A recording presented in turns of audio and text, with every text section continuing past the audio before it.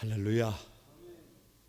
같이 한번 인사를 나눕니다. 주님의 은혜가 여러분에게 앞뒤 전후 좌우로 주님의 은혜가 여러분과 함께 하시길 바랍니다. 오늘 베드로전서 다 같이 디아스포라와 함께 하시는 하나님. 계절적으로 베드로전서를 같이 보기에 참 좋은 계절인 것 같아요.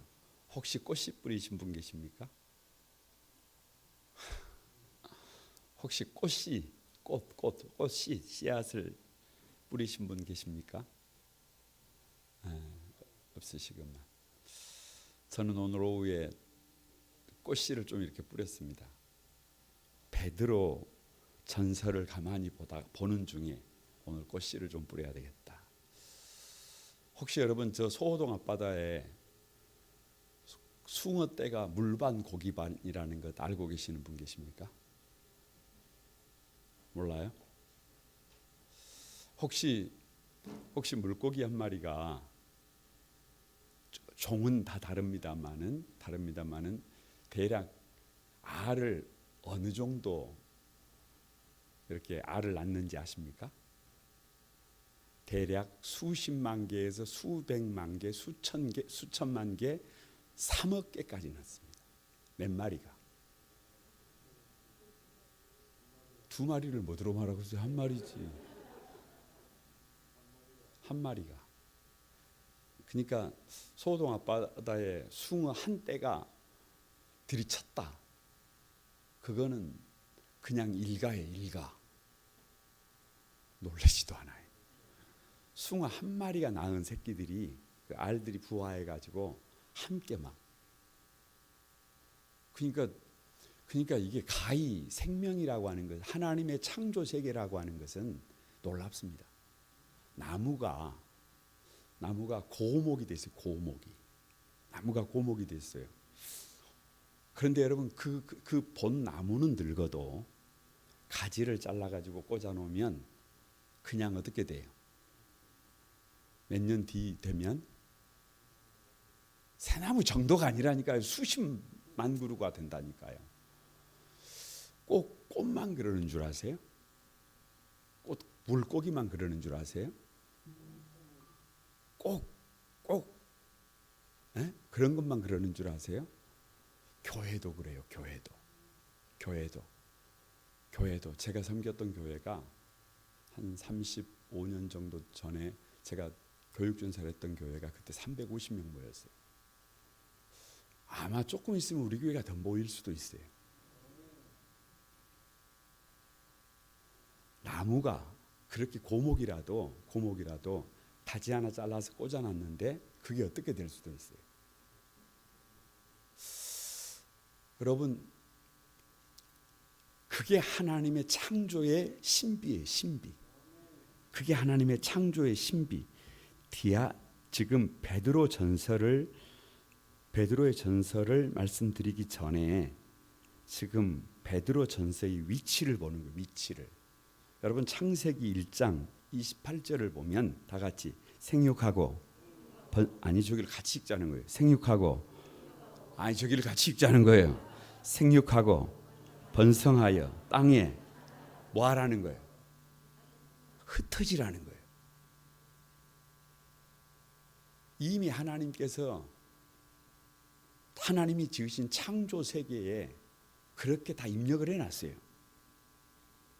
흩어지라는 거예요. 어디까지?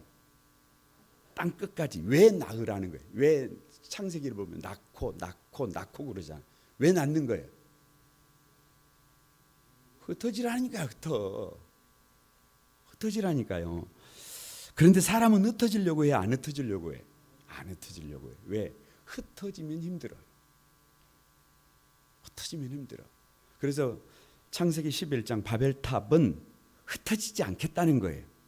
흩어지지 않고 더 높아지겠다는 거예요. 근데 하나님은 그걸 어떻게 해요? 강제로 흩어려 놓습니다.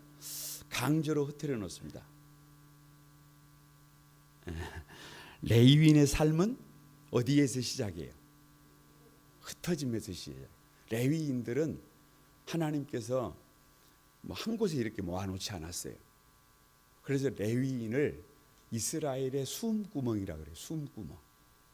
숨구멍이라 그래요. 레위인은 유다 지파에 흩어놓고 뭐 시몬 지파에 흩어놓고 무슨 지파에 12지파에다가 어떻게 나버렸어요? 11개 지파에다가 흩어놔버렸어요. 제사장 지파는 흩어놔버렸어요. 여러분 믿음의 조상 아브라함은 본토 친척 아비지 갈대아 우르에서 어떻게 해놔버렸어요? 어디로 갈지도 모르는 곳에 갖다 보내놔버렸어요. 여러분 야곱은 어떻게 했어요? 야곱은 저 삼촌 라반의 집에 갖다 보내놔버렸어요. 아니 삼촌 라반이 순천 여기 아니에요. 그런 곳이 아니에요. 여러분 요셉은 일찍이 어디로 보내버렸어요? 아니 지금 무슨 말씀을 드리느냐 그러면 하나님께서 창조 원리가 그런다니까. 요셉은 애굽에 보내놔버렸어요. 그러면 자연스럽게 초대교회는 어떻게 됐겠어요? 뭐들어 물어봐요. 흩어버렸지. 초대교회는 어떻게 흩어버렸다니까요? 그걸 보고 뭐라 그래요? 다 같이 디아스포라예요. 그래서 베드로전서 1장 1절에 흩어진 나그네 예루살렘과 온 유다와 사마리아 땅 끝까지 이르러 내 증인이 되리라 그랬는데 안 해. 그걸 안 해. 그러니까 어떻게 해요? 고난이라고 하는 외부 고난이라고 하는 큰 고난을 보내서 그날에 예루살렘에 있는 교회에 박해가 있어 사도 외에는 다 유다와 사마리아와 모든 땅으로 어떻게 돼버렸어요? 흩어버렸다니. 여러분 그 누가 하신 일이에요? 그거 여러분 네로가 한 것 아니에요. 그거 여러분 세상적인 어떤 이렇게 세상 말로 재수가 없어서 그렇게 된 게 아니에요. 그 누구의 계획이에요? 누구의 계획? 그냥 하나님의 계획이에요. 그냥 하나님의 계획이에요. 그래서 디아스포라들에게, 그러니까 내가 흩어지고 싶어서 흩어진 게 아니에요. 하나님이 강제적으로 어떻게 해버렸어요? 그러니까 두 종류예요. 자원해서 흩어지는 사람들도 있고, 자원해서 흩어지지 않으면 하나님은 어떻게 하신다? 강제로. 흩어지면 1번 쉽다, 2번 어렵다. 이건 물어볼 것도 없어요. 그래서 베드로전서는 그냥 전제하고 있는 것이 예수 믿는다는 것 때문에 다 이랬어요. 왜? 아니 예루살렘에 살고 있다가 박해를 받아가지고 소아시로로 하룻밤에 빈몸으로 나갔는데 뭘 가지고 있겠어요? 땅을 가지고 갖고 집을 삽으로 떠가지고 짊어지고 갔을까요? 아니면 그거 땅을 팔아가지고 돈개짝을 짊어지고 갔을까요? 그게 안 된다니. 심지어는 예수 믿는다는 것 때문에 요즘 말로 하면 주민등록증 시민권이 없다니까요. 심지어는 저 카타콤 속에 저 지하에다가 공동묘지를 파가지고 그 공동묘지 안에 들어가서 살았다니까요. 그러니까 한마디로 말하면 이 베드로전서, 베드로후서는 눈물의 편지. 왜 눈물의 편지예요? 여러분이 한번 생각해 보세요. 여러분이 부모라고 생각해 보세요. 자식들이 그렇게 모든 것을 잃고 흩어져 가지고 뭐 하고 있어요? 뭘 놀고 있어요? 죽을 고생하고 있지. 아주 그냥 죽을 고생하고 있는 거예요. 그러니까 이 베드로전서는 알고 보면 눈물의 편지예요. 눈물의 편지 겸 위로의 편지. 위로의 편지. 여러분, 저는 그렇게 생각합니다. 이 베드로전서, 베드로후서, 이 베드로전후서는 그 시대 사람들에게만 준 것이 아니에요. 오늘 누구에게 주시는 말씀이에요? 오늘 저와 여러분에게 주신 말씀이에요. 무슨 말이에요? 예수 믿는 것 때문에 의도치 않을지라도, 아니 내가 선택하지 않았을지라도 예수 믿는 것 때문에 여러분 우리가 받아야 될 고난들이 의외로 많아요. 많아. 그런데 거기에는 뭐가 있어요? 거기에는 의미 없는 것이 하나도 없어요. 가치 있습니다. 가치 있습니다. 아니 왜 처음에 꽃이 얘기를 했느냐, 물고기 얘기를 했느냐, 왜 나무 얘기를 했느냐? 예수 믿는 사람들은 가만히 너무 뭐하는 삶을 살려고 하면 안 돼요. 그런 삶을 생각하고 있으면 안 돼요. 거침없이 도전해야 합니다. 그래서 믿음은 동사예요. 동사. 믿음의 역사. 믿음의 역사. 동사예요. 동사. 저와 여러분의 믿음이 건강해지기를 주님의 이름으로 축복합니다. 그런 뭐가 있게 되기를 바랍니다. 도전이 있게 되기를 바랍니다. 도전이 있게 되기를 바랍니다. 그럼에도 불구하고 오늘 히브리서를 통해서 디아스포라들에게 믿는 성도들의 진정한 가치가 뭔지, 우리가 우리 마음속에 굳게 품고 달려가야 될 것이 뭔지를 밝히고 있는데, 그게 베드로 전서다. 1장으로 넘어가면 1장 9절, 여러분 같이 한번 읽어보면 1장 9절 시작. 믿음의 결국 곧 영혼의 구원을 받음이라. 믿음의 결국. 그러니까 이런 거예요. 우리가 믿는 이유는 1번 땅에서 잘 되는 것, 2번 영혼의 구원. 1번도 이게 포함을 해야 되겠지만, 그래 그게 전부가 아니에요. 확실한 것은 뭐예요? 우리의 믿음은 뭐를 위한 거예요? 영혼 구원이. 영혼 구원을 받는 길은 대통령이 된다고 영혼 구원을 받는 게 아니에요. 나라가 전쟁에서 이긴다고 영혼의 구원을 받는 게 아니에요. 그런 거하고 상관없어요. 여러분 거두절미하고 디아스포라로 흩어진 이유는 고난 때문입니다. 이 말을 뒤집으면 고난을 받더라도, 어떤 고난을 겪더라도 반드시 구원만큼은 포기할 수 없다는 거예요. 아무리 어려워도, 아무리 고난이 있어도, 아무리 힘듦이 있어도 뭐만큼은 포기할 수 없다는 거예요. 구원만큼은 포기할 수 없다. 제가 그 베드로전서를 이 구원을 설명하기 위해서 좀 생뚱맞는 뭐 임사 체험이라든지 뭐 이렇게 이런 그 일반적인 우리 또 기독교에서 말하는 것이라기보다는 일반적으로 그 죽음 이후의 세계가 존재한다라고 하는 몇 가지 자료들을 이렇게 좀 이렇게 쭉 이렇게 봐봤어요. 그런데 특히 그 임사체험 쪽에 사람들이 죽었다가 살아나는 사람들이 의외로 우리가 아는 것보다 많습니다. 사람이 원래 의식이 멈춰버리면, 심장이 멈춰가지고 이게 오프되면 몇 분 지나면, 3분은 좀 그래요. 5분 정도 여러분 오프되면 다시 돌아와도, 근데 여러분 꼭 그런 게 아니에요. 3일을 죽었다가 깨어나는 사람도 있고, 예를 들면 이렇게 죽었다가 다시 깨어난 사람들이 의외로 많아요.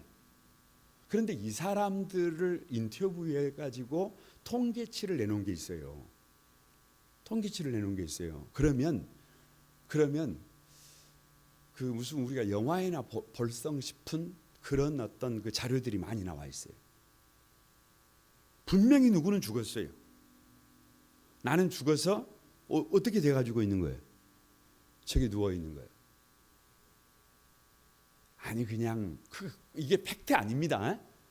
이게 팩트 아니에요.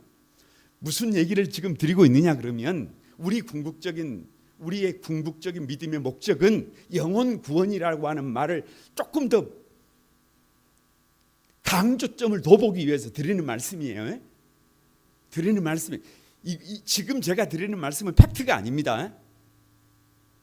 여러분이 느끼지 못해도, 여러분이 느끼지 못하고 우리가 인지하지 못해도 한 가지 분명한 것은 영적인 세계가 있다는 거예요. 우리가 눈으로 보는 것이 전부가 아니에요. 우리 잘 몰라요. 우리가 잘 몰라. 왜냐? 우리는 지구촌을 벗어나 본 적이 없어요.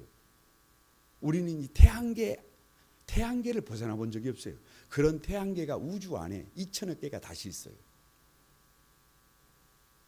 그것은 있다고 하니까 있는 것이지 본 적도 없고 없어요. 몰라요. 몰라. 잘 모릅니다예요. 잘 모릅니다. 그러나 성경이 뭐라고 그래요? 성경이 뭐라 그래요? 여러분, 죽음은 오히려 죽음이라고 하는 것은 거기가 뭐가 아니에요. 끝이 아니에요. 그래서 믿음의 결국은 뭐다? 영혼 구원이다. 아무리 어려워도, 아무리 힘들어도, 아무리 버거워도 반드시 그 영혼은 어떻게 해야 해요? 구원을 포기해서는 안 돼요. 구원을 포기해서는 안 돼요. 아무리 세상에서 대통령을 하면 못해요. 아무리 세상에서 전쟁을 해서 승리를 하면 못해요. 영혼이 지옥 가는데. 이건 분명히 해야 합니다. 이건 분명히 해야 합니다. 누가 크리스찬이냐? 누가 성도냐? 자기 영혼을 위하여 오히려 자원해서 디아스포라가 되는 사람들이 그냥 거침없는 거예요. 자기 영혼 구원을 위해서 편하게 살 수도 있어요. 대충 살 수도 있어요. 그런데 영혼 구원을 위해서 오히려 어떻게 사는 사람들, 디아스포라로 살아가는 사람들. 여러분, 예수님 12제자가 다 어떻게 됐어요? 다 순교예요. 다 순교. 아니, 세상이 전부면 뭐로 순교를 당하고 있어요? 세상이 전부면 뭐하러 순교를 당해? 여러분, 이 세상이 전부일 것 같으면 이 시간에 뭐로 있어요? 여기 뭐로 착하게 살아요? 가서 수단과 방법을 가리지 말고 살아야지. 그것이 아닙니다. 다 같이 믿음의 결국은 영혼 구원이다. 모든 것을 잃어도 뭐는 영혼 구원은 받아야 해요. 이걸 분명히 해야 합니다. 이걸 분명히 해요. 두 번째 2장으로 갑니다. 2장. 여러분, 영혼 구원을 받으려면 다른 방법이 없어요. 다 같이 내가 제사장이 돼야 한다. 9절 한번 읽어봅니다. 9절 다 같이 시작. 그러나 너희는 택하신 족속이요 왕같은 제사장들이요 거룩한 나라요 그의 소유된 백성이니 이는 너희를 어두운 데서 불러내어 그의 기이한 빛에 들어가게 하신 이 아름다운 덕을 선포하게 하려 하십니다. 뭐 이유가 필요 없어요. 이유가 필요 없어요. 눈 떠보니까 눈 떠서 이렇게 내 삶을 보고 가정을 보고 우리 삶의 자리를 가만히 보니까 여러분, 희망이 넘실거려요. 뭐 하늘에는 뭐가 떴고 저 바다에는 옛날에 80년대 모 가수가 부른 노래처럼 그렇게 희망이 막 넘실거려요. 희망이 막 그렇게 넘실거려요. 솔직히 그렇지 못합니다. 솔직히 그렇지 못해요. 그냥 무슨 말씀이냐 그러면 문제가 많다는 거예요. 문제가 많아. 근데 왜 그 문제 많은 세상에 저와 여러분이 있는 거예요? 왜 그 문제 많은 세상에 저와 여러분이 있는 거예요?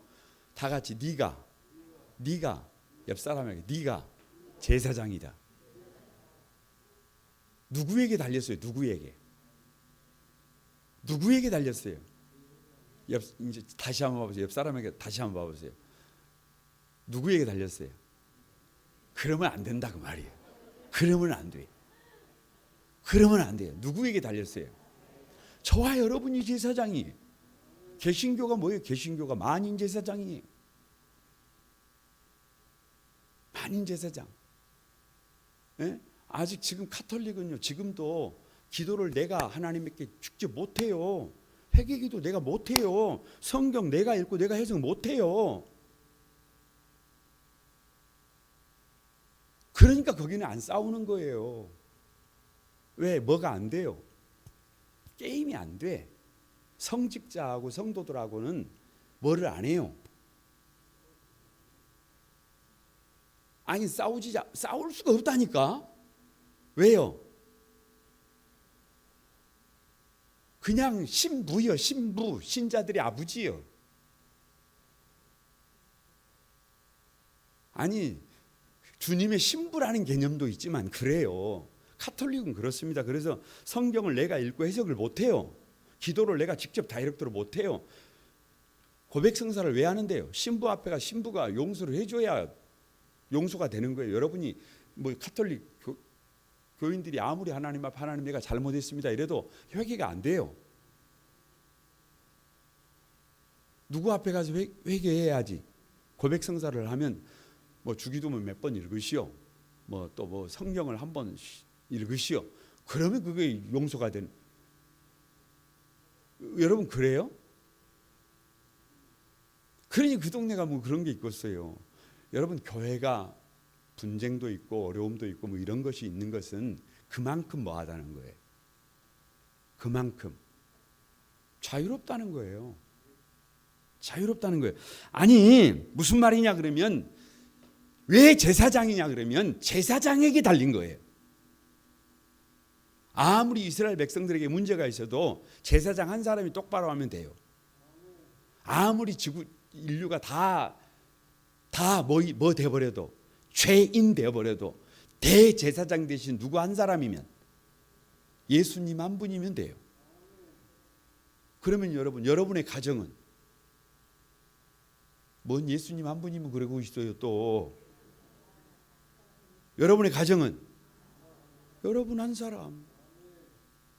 우리 교회는 나 한 사람이라 그래요. 나 한 사람이라 그래요. 나 한 사람이라 그래야지요. 목사님 한 사람 이러면 곤란해요. 이러면 곤란해요. 아니 숭어 한 마리가 알을 놓으면 그 한 마리가 낳은 알이 소동 앞바다를 그냥 물방 고기반으로 만들어 버린다니까요. 그 마을 고기들이 다 그렇게 온 게 아니라 지금 크지도 않아요. 숭어가 이만씩 한 잘한 숭어들이 소동 앞바다에 그냥 물방 고기반이 그냥 예를 들면 그럴 능력이 있다니까요. 그냥 뭐 우리 지금 요즘 우리 산하를 많이 덮고 있는 금계국 같은 꽃대 올라오면 그 꽃대 하나면 그 꽃나무 하나면 그냥 한 100여 평 그냥 그 다음 년에 그냥 노랗게 그냥 되어버린다니까. 누구 한 사람이면 나 한 사람이 제사장다운 제사장이 되면 우리 한 가정이 제사장다운 제사장 가정이 되면 우리 교회 하나가 교회다운 교회가 되면 여러분의 삶의 자리가 한 사람이 성도다운 성도가 되면 다 같이 눈으로 보지 못하고 귀로 듣지 못하고 마음으로 생각하지 못했던 놀라운 역사가 일어난다니까요. 아니 그것을 믿어야 한다니까요. 그래서 제사장이 누구냐? 제사장이 뭐 하는 사람이냐? 그냥 다리 놓는 사람이 다리 놓는 사람. 제사장 다리 놓는 사람. 제사장 다리 놓는 사람 하나님과 성도들을. 그러니까 내가 우리 집에서 내가 제사장이 되면 내가 남편이에요. 그러면 하나님과 아내 사이에 다리를 놔주고 아이들과 하나님 사이에 다리를 놔주고. 여러분 제사장이 어떻게 하면 돼요? 제사장만 제대로 하면 된다니까요. 제사장만 제대로 하면 된다니까요. 에? 아니 저 건너가지 못할 것 같으면 누가 좀 등을 좀 내주고. 에? 아니 누가 문제라니까요. 누가 문제? 내가 문제라니까요. 좋은 사람, 착한 사람, 힘 있는 사람 그런 사람들만을 위한 것이 아니라 죄인들, 손가락질 당하는 사람들, 힘 없는 사람들, 여러분 그런 사람들을 위해서도 누가 제사장이에요? 저와 여러분이 제사장. 그래서 제사장은 원망하지 않습니다. 제사장은 불평하지 않습니다. 제사장은 책임을 전가하지 않습니다. 누가 그래서 저와 여러분이 다 같이 창세 전부터 창세전부터 뭘로 부름을 받았다? 제사장으로 부름을 받았다. 제사장으로 부름을 받았다. 그래서 내가 어디 들어가면 자꾸 엄한 데 생각하지 마시고 우리 가정에 들어가면 우리 가정이 뭐가 된다? 천국이 된다. 우리 교회에 들어오면 교회다운 교회가 된다. 네? 교회다운 교회가 된다. 그래서 이 믿음이 있다면 어떤 자리라도 거침없이 들어가서 믿음으로 여러분 하나님의 영광을 드러내는 여러분이 되시기를 바랍니다.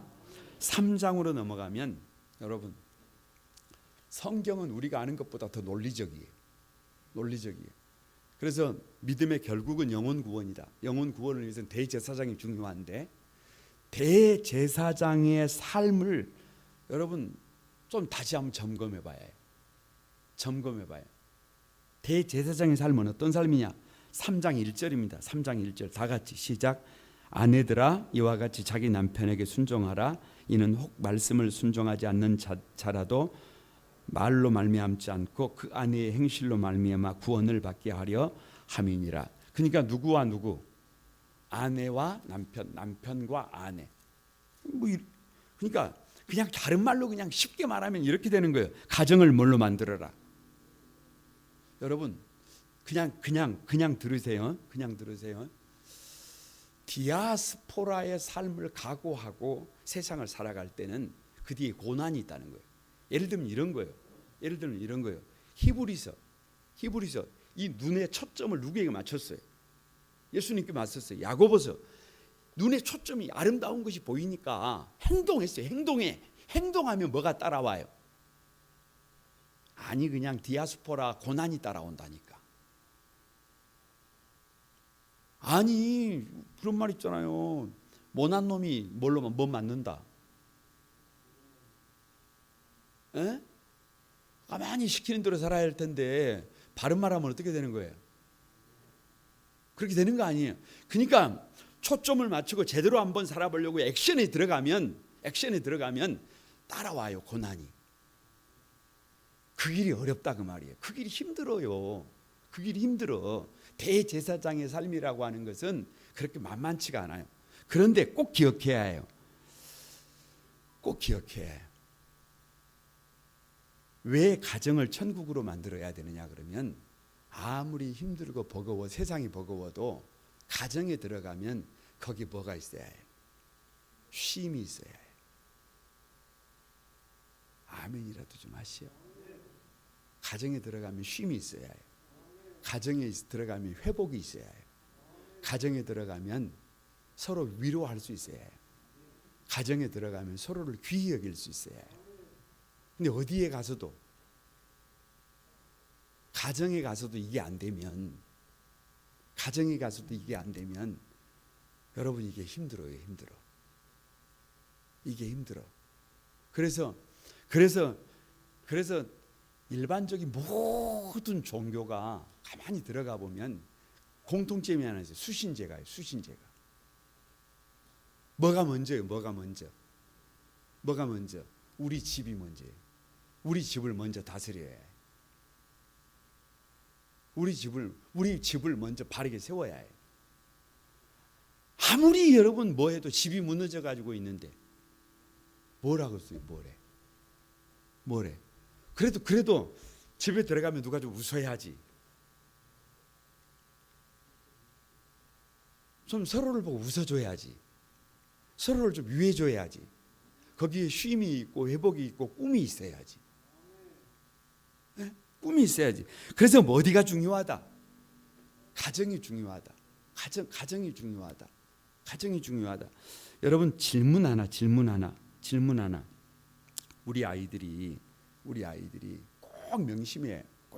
우리 아이들이 아빠 천국은 어떤 곳이야? 라고 물어보면 답은 정해져 있어요. 뭐라고요?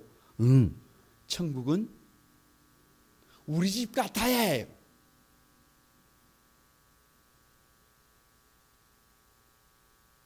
나 그 천국 안 갈래.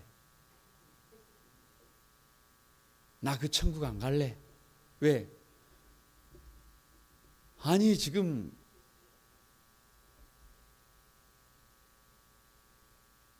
그래버리면 여러분 이게 제사장의 삶을 살기가 힘들어요. 그래버리면 힘들어요. 아 그래 아빠? 그럼 나 천국 가고 싶다. 우리 가정을 그렇게 만들어야 해요. 여러분 그래서 감독의 자격, 집사의 자격, 성경을 가만히 봐보세요.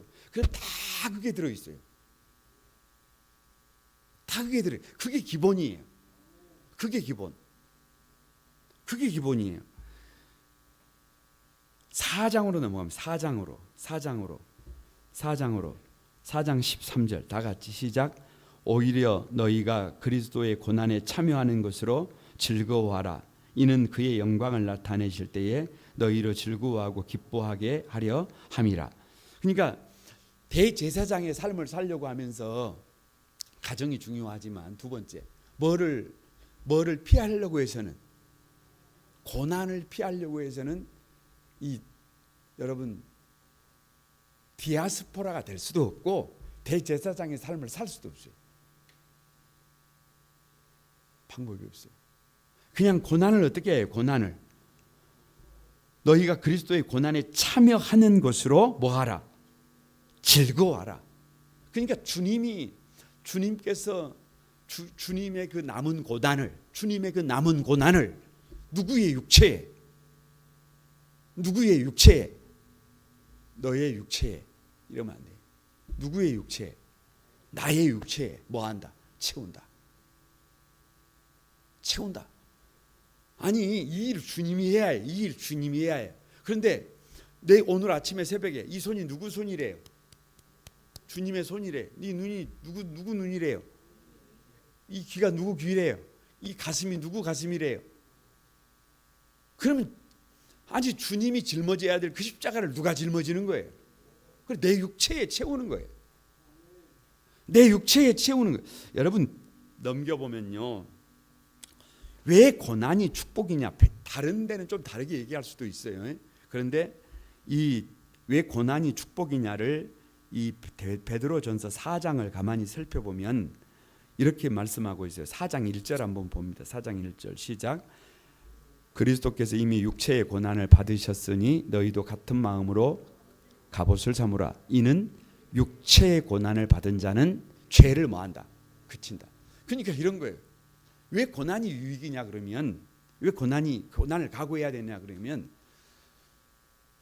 아무리 뭔 소리를 해도 사람이 엄한 짓을 하고 있어요. 엄한 짓을 한 거예요. 그 말을 뒤집으면 살만하다는 거예요. 그냥 그런다고 생각하세요. 뭘 복잡하게 생각할 것도 없어요. 지금 뻘짓을 하고 있다, 엄한 짓을 하고 있다, 해서는 안 될 짓을 하고 있다, 살만하다는 거예요. 하나님께서 어떻게 하시면 더 깔끔하게 정리할 수 있어요.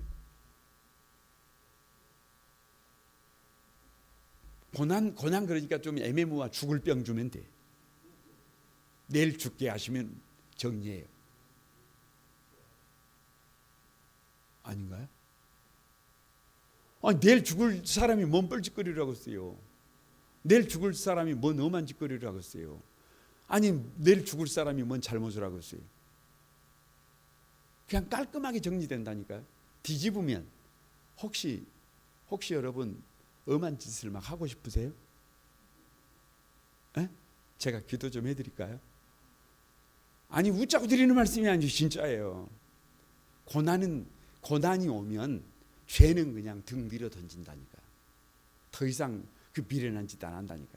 지금 죄 가운데 있는 것은 해서는 안 될 짓을 하는 것은 살만한 거예요. 살만한 거예요. 여러분 고난 예를 들어서 내일 죽을 사람 부모님이 내일 돌아가셔요. 에? 부모님이 내일 돌아가셔. 사랑하는 가족이 내일 죽어요. 7절 좀 7절 그냥 저 앞에 보고 시작. 무엇보다도 사랑 못 하겠어요? 내일 돌아가시는데 이제 내일 지나면 못 보는데 12절 봐보세요. 12절 저 앞을 보세요. 다 같이 시작. 너희를 연단하려고 오늘 불시험을 너희를 연단하려고 불시험을 뭘로 여기지 마라. 이상히 여기지 마라. 오히려 불시험을 통해서 디아스포라로 흩어져 가지고 너희가 지금 죽을 고생을 하고 있는데 이런 불시험을 통해서 너희를 어떻게 만든다는 거예요. 너희를 제사장다운 제사장으로, 디아스포라다운 디아스포라로 그렇게 지금 하나님이 만들어가고 계신다는 거예요. 그래서 고난이 뭐다? 고난이 그래서 유익이다. 여러분 5장으로 넘어가면 그래서 제사장의 삶은 다 같이 모범이 되라. 5장 2절에서 3절입니다. 다 같이 한번 읽어봅니다. 시작. 너희 중에 있는 하나님의 양무리를 치되 억지로 하지 말고 하나님의 뜻을 따라 자원함으로 하며 더러운 이득을 위하여 하지 말고 가까이 하며 맡은 자들에게 주장하는 자세를 하지 말고 양무리에 뭐가 되라? 본이 되라. 그러니까 그런 것 같아요. 믿음의 삶은 억지로라도 해야 돼요. 억지로라도. 할렐루야. 억지로라도 막 해야 해요.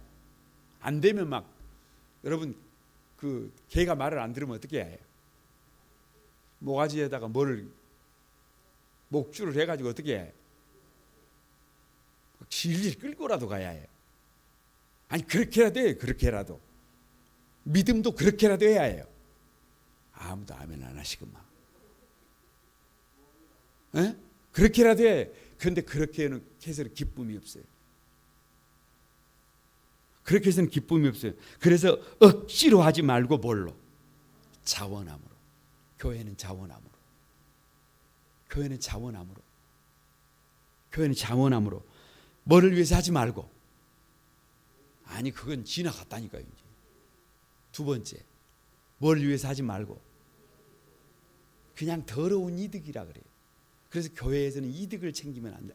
뭔 이득을 생각하면 안 돼요. 교회에서는 무슨 이득을 생각하면 안 돼요. 아니 제사장이 무슨 세 번째 뭐를 주장하는 자세로 하지 말고 뭐 하라는 거예요. 본이 되라. 주장하는 자세로 취하지 말고 본이 되라는 말은 네가 먼저 모범을 보여라. 네가 먼저 모범을 보여라. 누가 먼저? 앞에 서 있는 사람들이 가만히 모범이 되어 주라는 것. 여러분 말씀을 마칩니다. 베드로전서를 마칩니다. 베드로전서는 흩어진 디아스포라들을 위로해. 흩어진 디아스포라들을 뭐 하는 거예요?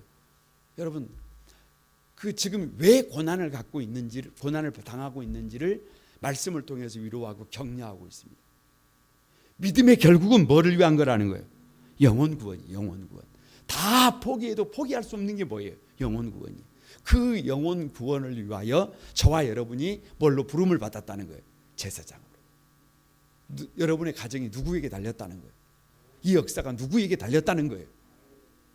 나라고 생각해야 해요. 우리 교회라고 생각해요. 여러분 뭐 세상에 교회가 많은데 우리 그렇게 생각하면 안 돼요. 우리 교회에 달렸어요. 저와 여러분에게 달려 있어요. 저와 여러분이 오늘 가정을 어떻게 세워야 해요?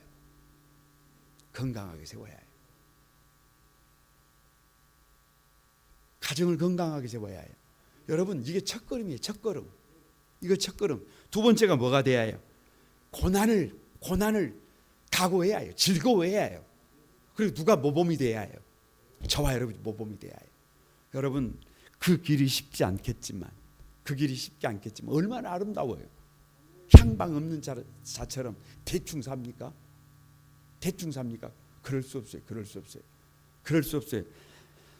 우리가 지금 어디로 가고 있는지 정확하게 인식을 하고 우리 갈 길을 분명히 해서 한 영혼을 위해서, 천하보다 귀한 한 영혼을 위해서 저와 여러분이 대제사장이 돼서 다른 사람에게 핑계 돌리지 않고 먼저는 가정을 세우고 고난을 각오하고 모범이 돼서 반드시 주님의 기쁨이 된다. 그 믿음의 주인공들이 여러분이 되기를 주님의 이름으로 축복합니다.